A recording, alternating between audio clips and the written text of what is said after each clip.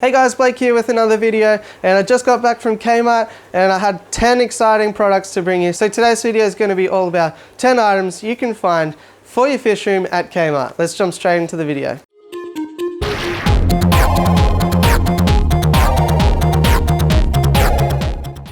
So for those of you, if you're outside of Australia, Kmart is kind of like our really cheap store that stocks a lot of items. So if you want something like, anything from clothing, shoes, household items, electronics, Kmart has it all. So I think it's probably comparable to something like maybe Best Buy, but I'm not really sure. Just for some reason, Kmart is way cheaper than anything else. So it seems like a great option to do a video in. Okay, so to get started, I know I've talked about ice cube trays before, but the ones at Kmart I really like because they come in smaller sections, which is great for portioning out food like rapashi, and also the bottom half is silicone, so it makes it really easy to press your thumb in and pop out whatever food you're going to prepare. So ice cube trays are really handy for making your own food, making rapashi, freezing fertilizer and recharging your substrate. There's plenty of options that you can use with ice cube trays, and yeah, I'd certainly recommend the ones from Kmart with the silicone bits at the bottom.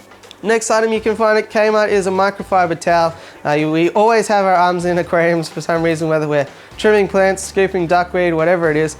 So I find it really handy to have microfiber towels on hand. Even they're really great for cleaning the glass if you don't want to go through a million rolls of paper towel. It's a bit more environmentally friendly, and yeah, there's plenty of uses for microfiber towels around your fish room. Next one are these laundry hampers or laundry containers. I'm not really sure what they're used for, but they're just a little plastic box that has plenty of holes through it, I guess, to get air through, but we're going to use it to get water through. So simple step, all you'd have to do is zip tie 2 bits of styrofoam to the handles, which the handle holes are already there, and you've got a makeshift breeder box or isolation chamber if you've got a fish that's been a bit naughty. So I've certainly used these plenty in the fish room, and they're also great for storing things like hardscape. So those sort of breeder boxes are really handy to have in the fish room for sure.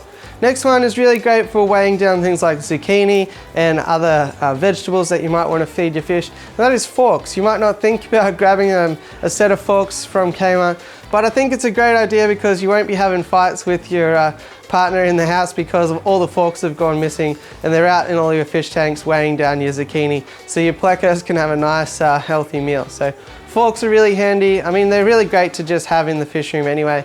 If you want something even more useful, you could have a look at spoons. I mean, you can get the back end of a spoon through a zucchini fairly easy, and in the meantime you can also measure out food and medications and things like that with the spoon side. So worthwhile considering, but I just find that forks are a lot easier to sort of weigh down the zucchini that way, and there's less likelihood of them sliding off. So pack of forks is really handy to get from Kmart.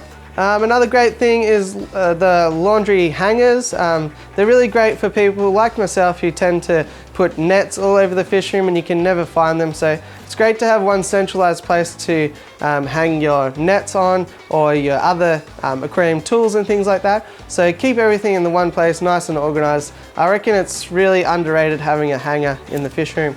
A nice little step stool is also handy, especially if your rack goes 3 layers high, but just gives that extra added height that you can store things. I wouldn't recommend having something up high that you need to access regularly, but in any case you can get these little step stools that fold away basically to nothing for really cheap, and they're really handy in the fish room, I find.